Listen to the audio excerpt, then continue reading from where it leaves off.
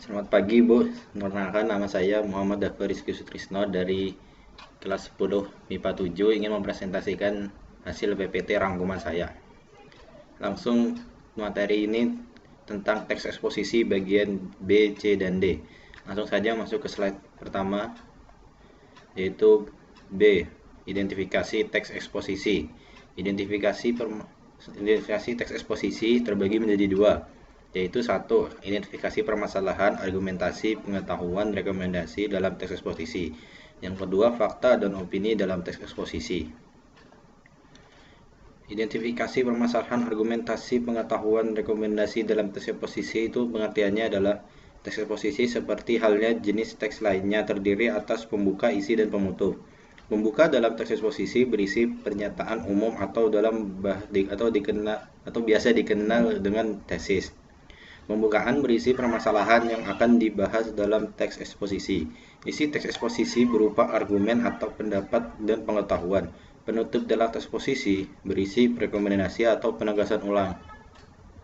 Yang kedua, fakta dan opini dalam teks eksposisi. Menurut KBBI, fakta itu adalah suatu keadaan atau peristiwa yang berisi kenyataan atau benar-benar terjadi. Opini adalah pendapat yang dikemukakan. Masuk ke materi bagian C, yaitu pengembangan isi teks eksposisi. Pengembangan isi teks eksposisi bisa dilakukan dengan dua cara. Yang pertama, melengkapi tesis dengan argumen. Yang kedua, dengan menyampaikan kembali isi teks eksposisi dengan gaya bahasa yang berbeda. Satu, melengkapi tesis dengan argumen. Tesis adalah bagian pembuka teks eksposisi. Tesis berisi pernyataan pendapat. Pendapat dalam tesis merupakan gagasan pokok dari suatu teks eksposisi. Gagasan pokok tersebut dapat dikembangkan dengan beberapa argumen penjelas. Pengembangan teks eksposisi dapat diwujudkan dengan mengetahui kalimat utama dalam setiap paragraf. 2. Menyampaikan kembali isi teks eksposisi dengan gaya bahasa yang berbeda. Setelah dapat membentuk gagasan pokok yang terdapat dalam kalimat utama teks eksposisi, gagasan pokok tersebut dapat dikembangkan menjadi teks eksposisi yang baru. Caranya dengan membuat gagasan penjelas dari setiap kalimat utama yang terdapat pada teks eksposisi tersebut. Gagasan penjelasnya dapat menggunakan bahasa yang komunikatif, akan tetapi harus tetap memperhatikan isi dari teks eksposisi tersebut. Isi teks eksposisi baru yang dikembangkan harus sesuai dengan isi teks asli. Yang di sini yang dimaksud bahasa komunikatif adalah bahasa yang mudah dipahami bagi pembaca, jadi biar bisa cepat menyampaikannya. Lanjut ke materi berikutnya, yaitu struktur dan kebahasaan teks. Di materi ini terbagi menjadi dua, yaitu satu, struktur teks eksposisi, yang kedua, kebahasaan teks eksposisi. Masuk ke yang pertama, yaitu struktur teks eksposisi. Struktur teks eksposisi itu terbagi menjadi tiga, yaitu tesis, argumentasi, penegasan ulang. Tesis itu berisi pendapat atau opini yang menjadi pokok pembicaraan dalam suatu teks eksposisi. Selanjutnya, argumentasi. Argumentasi merupakan isi dari teks eksposisi. Argumentasi menjelaskan pokok permasalahan yang dibicarakan dalam suatu teks eksposisi. Yang ketiga, penegasan ulang. Penegasan ulang berisi penegasan kembali dari paragraf sebelumnya yang merupakan bagian dari penutup. Lanjut ke yang kedua, yaitu kebahasaan teks eksposisi. Kebahasaan teks eksposisi itu terbagi menjadi 6, yaitu istilah, adjektiva, afikasi, verba dalam teks eksposisi, pronomina, konjungsi dalam teks eksposisi. Langsung saja masuk ke yang pertama, yaitu istilah. Istilah adalah kata atau gabungan kata yang dengan cermat mengungkapkan suatu konsep proses, keadaan, atau sifat khas dalam bidang tertentu. Dalam teks eksposisi, istilah-istilah teknis sering digunakan. Istilah-istilah tersebut digunakan untuk memaparkan argumen dalam teks eksposisi. Untuk contohnya bisa dicari sendiri di buku, sudah lengkap. Yang kedua, adjektiva. Adjektiva atau kata sifat adalah kata yang menerangkan nomina atau kata benda, dan secara umum dapat bergabung dengan kata lebih dan sangat.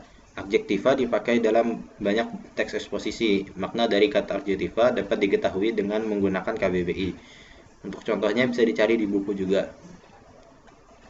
Lanjut yang ketiga, yaitu afikasi.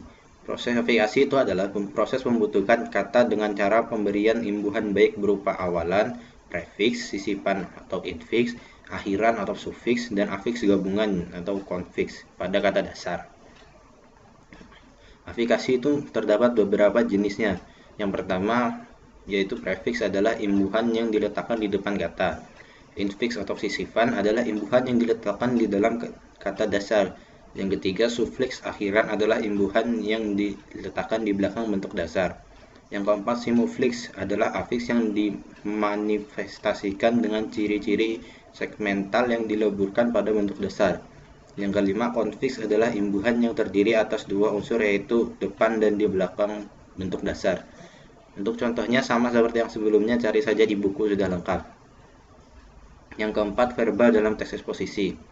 Dalam KBBI, verbal mempunyai arti kata yang menggambarkan proses, perbuatan, atau keadaan. Verba biasa disebut kata kerja. Menurut bentuknya, verba dapat dibagi menjadi dua, yaitu verba dasar dan verba turunan. Verba dasar adalah verba yang belum mengalami proses morfologis. Proses morfologis itu adalah afikasi, duplikasi, dan komposisi. Sedangkan verba turunan sudah mengalami proses morfologis. Lanjut ke yang kelima, yaitu pronomina. Pronomina atau kata ganti adalah jenis kata yang menggantikan nomina atau frasa nomina. Pronomina dapat diklasifikasikan menjadi dua macam, yaitu pronomina persona dan pronomina non persona. Sekarang masuk ke jenis-jenis pronomina. Pronominanya itu tadi kan dibagi dua, pronomina persona dan pronomina non persona. Jadi yang nomor 2 sama 3 ini juga termasuk pronomina non persona. Jadi pronomina yang non persona itu masih ada dibagi dua. Yang pronomina non persona itu adalah yang pertama, pronomina persona adalah kata ganti yang mengacu seseorang. Yang kedua, pronomina petunjuk, pronomina yang dipakai untuk menunjukkan sesuatu. Yang ketiga, pronomina penanya, pronomina yang digunakan sebagai penanda pertanyaan. Untuk contoh-contohnya, dan ini aslinya masih dibagi beberapa jenis lagi, kayak pronomina persona ini bisa jadi pronomina kata ganti yang orang pertama, orang kedua, orang ketiga, dan yang lain masih ada pembagiannya, tapi biar lebih singkat saya singkat seperti ini. Untuk lebih jelasnya bisa cari di buku, dan contohnya juga sudah lengkap di buku. Yang keenam, konjungsi dalam teks eksposisi. Konjungsi disebut juga kata penghubung dalam tataran kata. Konjungsi termasuk kategori kata tugas. Sebagai bagian kata tugas, konjungsi merupakan kata non-referensial. Dengan kata lain, konjungsi tidak mengacu benda tertentu di luar bahasa. Dalam teks eksposisi, konjungsi digunakan untuk memperkuat argumentasi, menata argumentasi dari yang paling kuat ke yang paling lemah, atau sebaliknya, dan menciptakan struktur teks eksposisi yang bagus. Konjungsi digunakan dalam teks eksposisi adalah konjungsi antar kalimat, konjungsi subordinatif, dan konjungsi korelatif. Nah, yang pertama, yang konjungsi antar kalimat itu yang digunakan dalam teks eksposisi itu masih terbagi lagi, masih banyak konjungsi antar kalimat yang digunakan dalam teks eksposisi. Bisa dilihat sendiri di layar, ini ada 9 konjungsi antar kalimat yang digunakan dalam teks eksposisi. Dan untuk contoh-contohnya juga bisa cari di buku sendiri. Yang kedua, konjungsi subordinatif yang digunakan dalam teks eksposisi itu juga ada beberapa, ada 13 ini.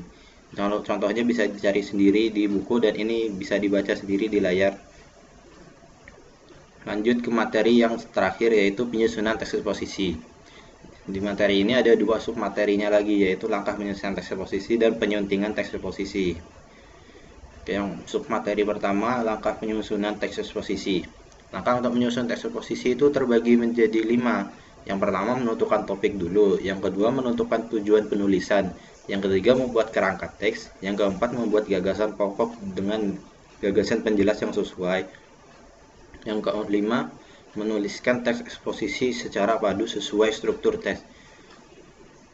Untuk menyusun teks eksposisi ini urutannya harus urut dari 1 sampai 5 biar bisa menjadi satu teks eksposisi yang padu, karena jika diacak-acak nanti tidak bisa menjadi sebuah teks eksposisi.